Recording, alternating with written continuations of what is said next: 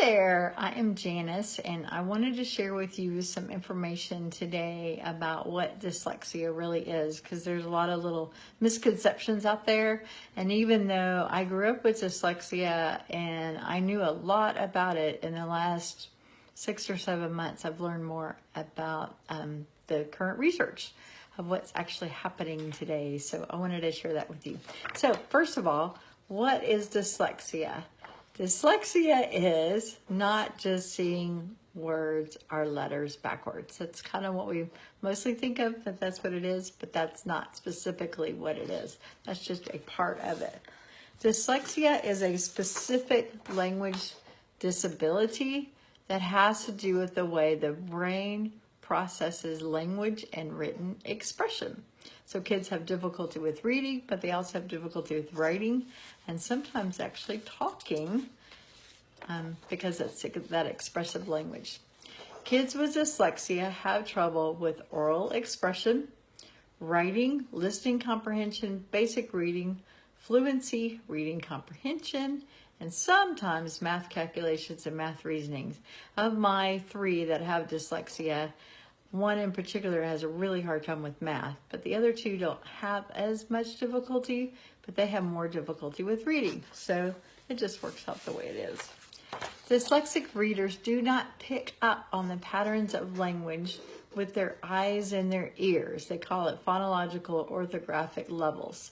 Despite, and this is the biggest clue right here, despite adequate intelligence. For example, with my daughter, she was really, really good at math, and she should have been really good at reading because of her IQ level, but she wasn't. So that was a really good sign that she had dyslexia.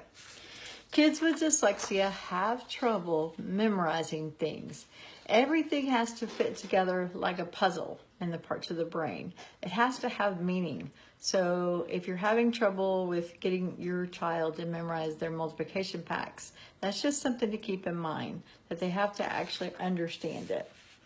But the really cool thing is dyslexic kids are big picture thinkers. They don't see the parts of a word, they don't see the parts of a story, and therefore writing is difficult because they do not see the parts of the text. So things that we can do to help them with seeing parts is a very important part. But having that big picture thinking is also a really good thing, because that means they're also very creative. So how can we help? There's a thing called oral language, which has to do with expression. And when you, it has to do with the way that we express things, and it has to do with the use of our language. World knowledge has to do with vocabulary, just exposing kids to different meanings for different words. And we do this a lot of times to read aloud, and that's one of the reasons why read aloud is important. But even with read aloud, oral language is sometimes at a deficit. So that's just something we have to kind of keep in mind. Rapid naming. That's the things where you want decoding and reading to be automatic. And with dyslexic kids, it's going to be slower. And because it's slower, their brains have to process slower. It's going to take them longer to do certain things. So anything that we can do to help them get it more automatic, the better off. And I'll be sharing some tips later with you about that. Other thing is inference making. Like I said, everything has to fit together into a puzzle piece. And if it doesn't, they won't remember the information. They won't remember the story. They won't remember everything that happened in the story. So the next several videos, I'm going to be showing you ways that Usborne books, and my favorite Usborne books, and how they can help with kids who have dyslexia or some other specific language difference. So looking forward to talking to you soon.